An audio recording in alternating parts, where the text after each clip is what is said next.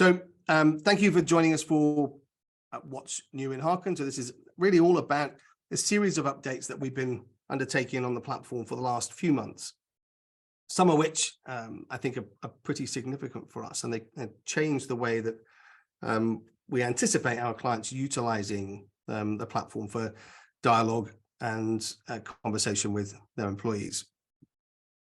So some of the things that we've picked up, some of the things you've told us, have really shaped the way that we're taking the sort of the narrative and the dialogue part of the platform.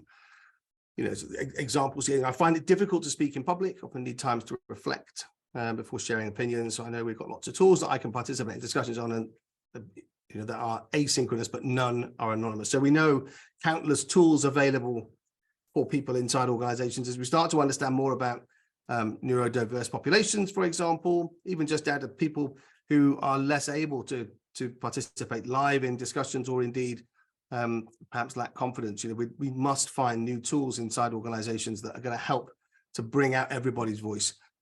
Next one, we've had this question or this challenge thrown at us for years now, but you know, we've just done this survey on, you know, pick your platform, and you know, the questions have produced this, or the questions produce this result. So typically Likert scale, the results move backwards. We don't understand why. Can we use Harken to understand? And I think that that's sort of a common thing that we've seen. We know that people find it difficult to talk openly at work. So there's some stuff that I'd like to talk about with colleagues, but I just don't want to do that on the wall. And this one, again, a real example that prompted particularly one of the developments we made here. But we all sat in a room together being asked tricky questions by management, and we were just looking at each other. None of us felt that we could be honest. And that is a precursor to team rooms for sure. But those sorts of challenges probably highlight the things that we need to be addressing, and certainly shaped what we've been developing this year. So can we help? Yeah, we can. You know, the features that enable us to get under the hood, so to speak, get into the body of the organization, the sense making, is exactly what we've been working on. So going to talk about a few of those things today. Improved two-way dialogue features on the wall. So for the first time, we're sharing announcements or asking questions. I'm going to talk about those things in a minute. And the power of those features is not so much the question themselves, but it's in the ability for you and your people to engage in dialogue about them, right? So again, that anonymity, that safety, meaning we're going to get really honest feedback for the first time about some of the stuff that we want to talk about. And I'm going to dive into what they look like in a second. And team rooms, which aren't strictly brand new because we've been working on those for a period of time, but they're constantly evolving, and we're seeing new uses of them. And that's, again, one of those things where you're saying, well, look, what we can see now is that asynchronous, anonymous dialogue makes a massive difference to all sorts of subjects. And certainly when it comes to people not wanting to talk about stuff on the wall, you know, so why people don't speak up is much broader than just safety. Actually, there's a load of stuff we don't really want to be talking publicly, even if it's anonymous. And so that bit about taking a conversation into a group, whether it's community interest, etc., is proving really powerful. So if you don't know what Harken, or if you don't know what Harken looks like or how it works, I'm not going to take you through the whole platform, but this is the wall. This is the sort of the anonymous conversation piece. So just the process that we run for those who have never heard it before. It's, you know, the access or the gateway to Harken is through a daily check-in. How do you feel? A rating, and why do you feel that way, which is freeform narrative, and that appears here on the wall, and you'll see it as a rating, your number, and a comment. No other no identifying features whatsoever, just a narrative. It's fully interactive, fully interactive, anonymous feed of life inside your organization. So it will give you a sense of all the stuff that your people are experiencing in their lives in general, at home and at work. And it's this bit that, you know, I'll take you all the way back to where we began. You know, this bit was static. And we've been evolving and playing with what happens when we create fully anonymous dialogue. What can we do with it? How can we bring that to life in organizations? How can we use it to drive action? How can we do it? How can we use it to shape and influence culture? And it's evident that what people are finding is that actually safety that comes from anonymity means we can be more honest. More clearly, we can see things like trust and care, which are very closely linked with one another, but those two things really evident in cultures in the way that people engage with one another. So that's the way the wall works. And you know, the generally improving the conversational capabilities, well, that's the sort of tone of what we've been doing. How do we support and enable healthy dialogue? So, you know, in the transition we've been going through over time, you know, that was about introducing reactions and replies and then, you know, flags that enable us to direct things in different ways. You know, replies to replies, so just making it clear, easier for people to engage directly with one another on the wall. So I raise a comment, some of my colleagues reply, I want to reply specifically to something in that thread. And so we start to build sort of threads of conversation, bookmarks, simple navigation tools that just help people to stay connected with conversations they want to be part of, things that I want to see. New filters that give me a chance to view the wall in different ways, so I can start to pick out the highlights that I want, whether that's hot topics, the things that people are talking most about, whether it's things that we're looking for specifically. It might be around meeting cultures. It could easily be about things like cost of living crisis, or, you know, travel time, or working from home, everything that people talk about, these important subjects. You can see that by filtering the wall. And rolling up conversations, something that you'll see in the example here on the screen, where it says show all replies. So just that ability to concertina a conversation up into 3 or 4 comments rather than 50 if you've got lots of people engaging in the subject. That just stops one single thread of conversation dominating everybody's eye line, and gives us a chance to, you know, so for people who are interested to go look, but actually keep the wall balanced in the way it appears to others. So that's a sort of general tone. The really big things that we've done, as I mentioned at the beginning, announcements and questions in the first place. So announcements, this is something completely new for us, and I'm going to get a bit geeky about the way that we've architected this platform for a second. You know, for the first 6 years of our existence, everything that you did on the wall was related to your rating. So you checked in. So I talked about that as the gateway to the product, but everything we did, all the data was architected off the rating, not the individual. All right. So, you know, the system would be looking at the number, not anything else. And so that's meant that we were limited, right? So all you could see was a rating and comments on the wall, and interactions were around, you know, back to that rating point. So we've re-architected the platform so that we can introduce new things. And for the start point for that, it's going to be announcements and questions. But it means that we can now have these brand new things appearing. So announcements, you'll see it in the text here as the way we presented it. So it just appears as a little megaphone icon.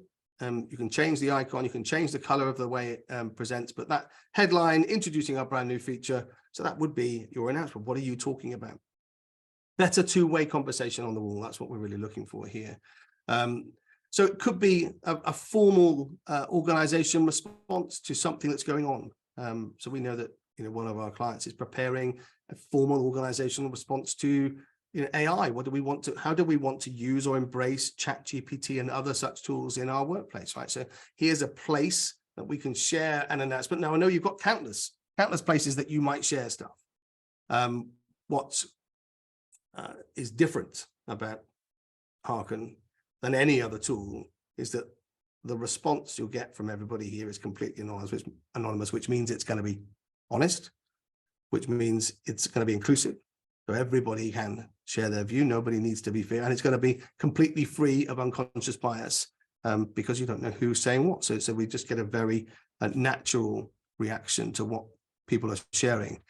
So whether it's formal response to things, you know, similarly, it might be important announcements that you want to share, so sharing important information with everyone. You know, and an important component here, if we'd done this a week ago, I couldn't have said this, but, you know, it can be to the whole organization, but can also be to subsets.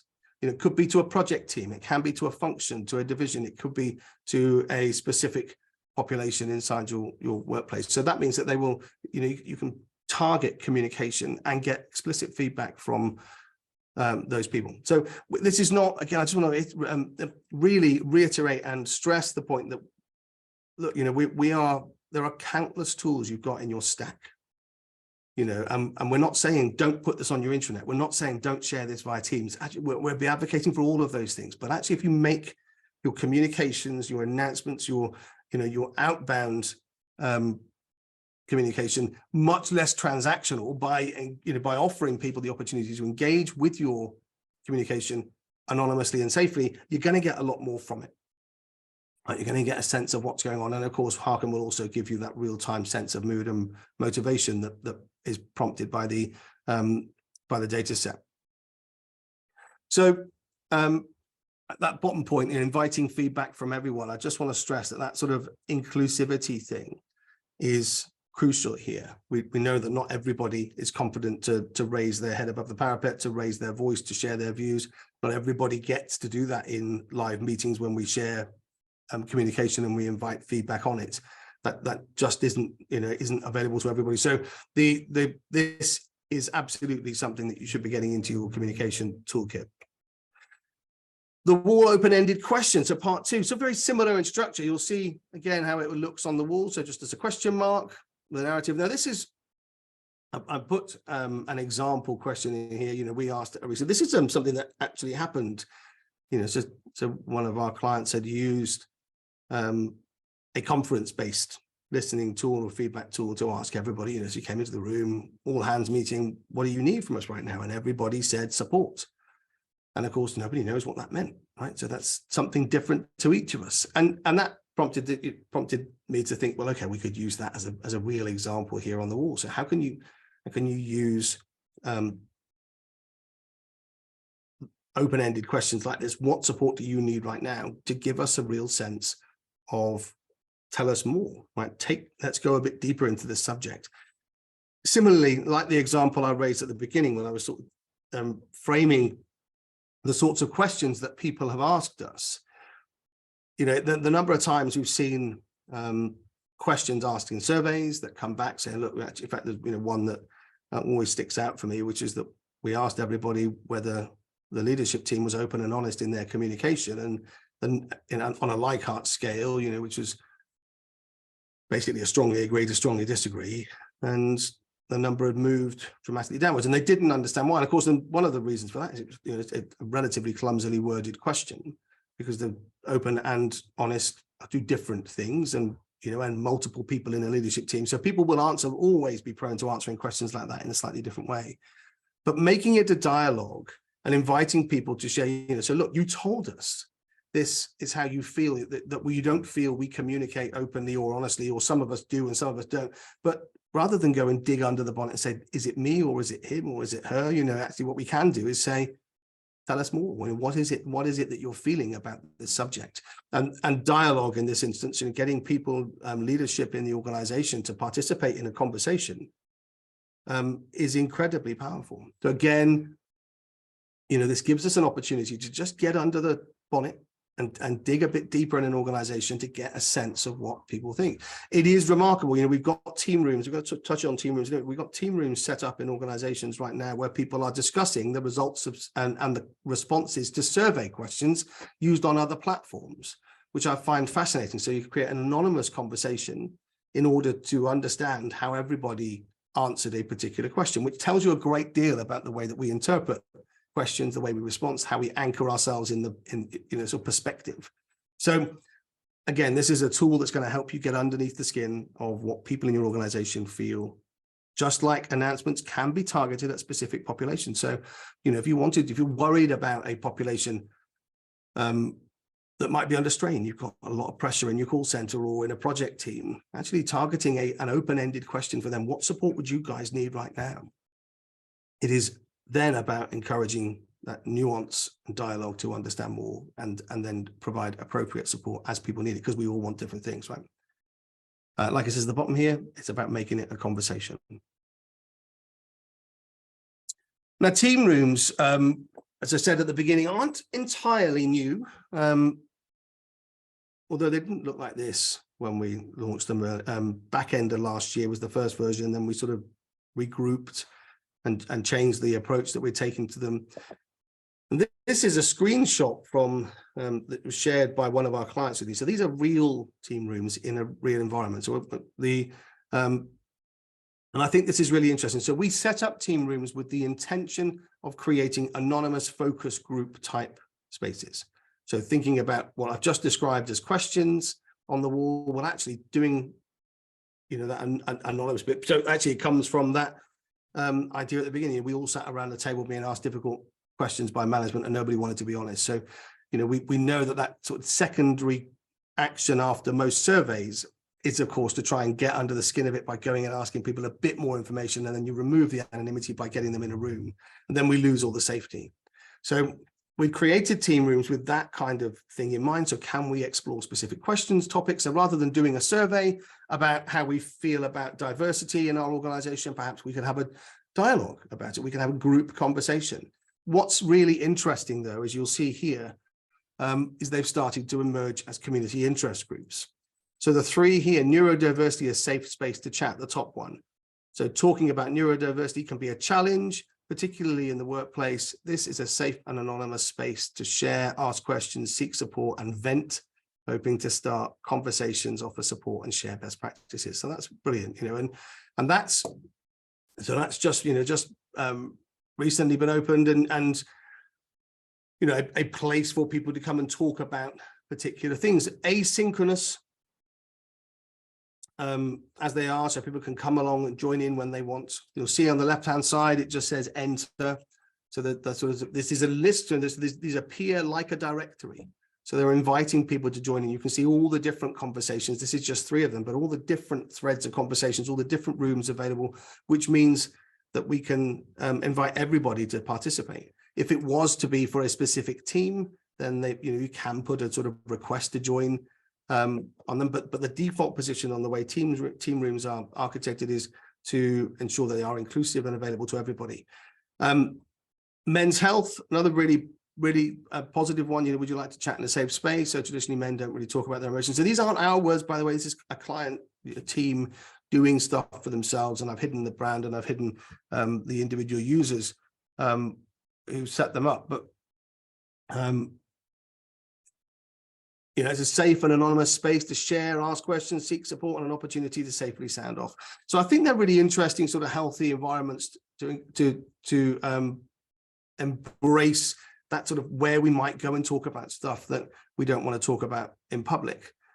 And the mental well-being one at the bottom, would you like to chat anonymously, that was the first of these rooms to be set up, and you can see the bottom here. 30 participants from and 11 contributors. So that way that we structure the information is about giving people, so psychologically safe, but giving people enough information to know how they want to engage in a conversation, right? So we don't know who's in the room. What we do know is that there are 30 people in here and 11 people's voices are being heard. 11 people's voices have been raised. So you know that you can go in there and talk with some openness. And this is what they look like. So that would you like to chat anonymously room is here. So inside we get a little description. And then it looks just like, I guess, like a WhatsApp chat room. So a thread of conversation, and that thread continues for lots of people beneath. So as I've mentioned already, there's a minimum participation. So as you set up a room, if there are, you invite people and they can accept or decline, but you won't know who's accepted and who's not. But until there are 5 people present in a room, then there's no conversation possible. But it just gives us a chance, gives everybody a chance to determine if it's safe to be involved. And actually, I showed you the 30 people and 10 contributors a minute ago. Actually, it's gone up to 42 and 11 contributors. So changed slightly. But these sorts of spaces are also proving a great place for people to come along and learn about things, right? So I might not have anything to say on it, but I want to go and see what sorts of things my colleagues are experiencing. So that's team rooms. And we've also integrated those 2 things. So we talked about the wall and sort of and trying to increase and improve dialogue. We can now also create a team room directly from a thread of discussion. So the flag icon that appears on the wall alongside every comment. Now also for those who have permission to turn them into a team room, so champions and administrators, might say, okay, there's some real interest in this whole topic that we're discussing here, or we've asked a question, I'd like to carry on this discussion. We turn it into a team room, give it a title, give it a color, all that sort of stuff, and then it will appear in the directory. And the reason that we might want to do that is so we might want to explore it further. Of course, like a bit like Twitter, the wall is constantly moving because it's a real-time thread of, of life inside your organization. And whilst you can select to go look at questions and other things, important conversations might get lost for some people. So turning them into a team room where they are anchored there in the sort of directory for a period means that we can keep that conversation going. We want to know more about it.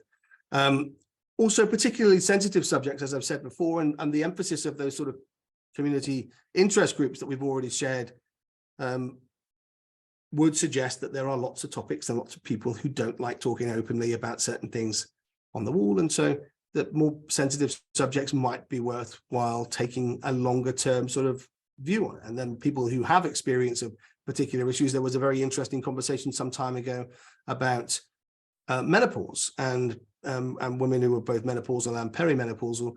And that was really interesting. The sort of thing that, of course, if you missed it, there was a good deal of education available in there, and turning that into a team room that, creates a place for people to go and learn from other people. And so we create a greater awareness of the sort of things our colleagues are dealing with. And the last one, which I haven't written on here, of course, is there is just that sort of other bit that says we know that sometimes, conversation threads can become a weather system in their own right. So people get excited about something that becomes a big dialogue, whether it's people with differing opinions, can be anything, but sometimes just actually taking that conversation and saying, well, it's almost like let's take this offline and move it into a different space. But turning that into a team room means you're sort of giving permission for that conversation to continue, but it doesn't necessarily need to dominate the thread of sort of life inside the organization for a few days.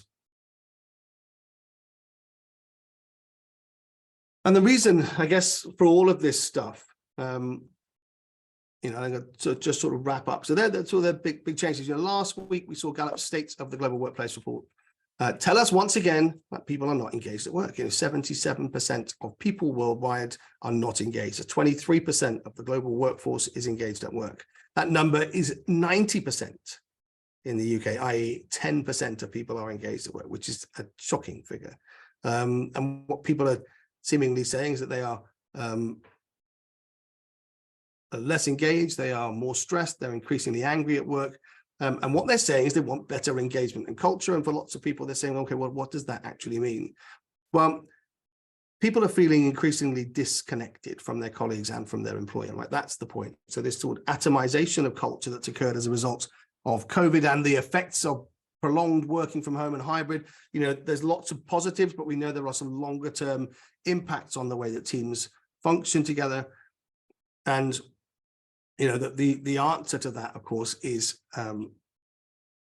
more than just one or two things. But we know that there's been a massive increase in communication tools. Nobody was using Teams in the way they are today 3 or 4 years ago. Right? Everybody's using that all the time today. So it is not a lack of communication tools. You've got lots and lots of them, but approximately none of them allow you to have open and anonymous dialogue like Harken does. So why is that important? Well, it's about connection. So we touched on that. Foundation of meaningful relationships cultivates trust, influence, building familiarity, and goodwill. So we're looking for care, kindness, trust, right? Psychological safety. When I can speak openly and safely and share my truly held opinions or seek support from people, it's going to reduce the stigma associated with some of these things and I guess improve the way that I'm able to participate with my colleagues and perform. Right? Inclusion. Harken gives everybody an equal voice. And that removes barriers of unconscious bias. As I said before, that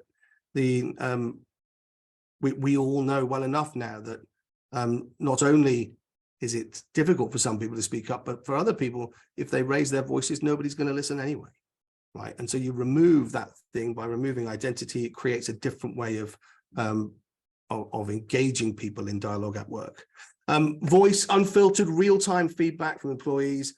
Well, that's about improving employee experience. really getting in tune with change management cycles and just business cycles generally, and improving decision making. Sense making, Harken and that live dialogue in particular creates, well, in fact, and now the team rooms as well, creates shared meaning and common understanding of complex subjects, and starts to give everybody a better grasp. And this is not just leadership, but it's important that leadership has this. But it's not just leadership, but actually gives everybody a better grasp of really what's going on in the organization. And just on that point, for example, we all got really good at empathy during the pandemic, because we watched all of our colleagues struggling to deal with the stuff going on in their lives. And of course, that's dissipated a little bit as we've returned to a more normal sense of life. But maybe we're forgetting a little bit that actually everybody has stuff going on. So this sort of common sense of what's happening for us as individuals, as we form parts of groups, is really important. And the last piece, well-being, which is right at the core of what Harken's about. We haven't talked about it much today because that's sort of linked very closely to the algorithms we use to monitor well-being, but the real-time mood, motivation, insights, and reliable well-being assurance tools that are about overall better well-being and safeguarding. And the care component of that is really evident in the way we engage through dialogue on the wall and in team rooms, right? So that is it. That's the set of updates. Got through this in 30 minutes, which is exactly what I was hoping for. I think that we're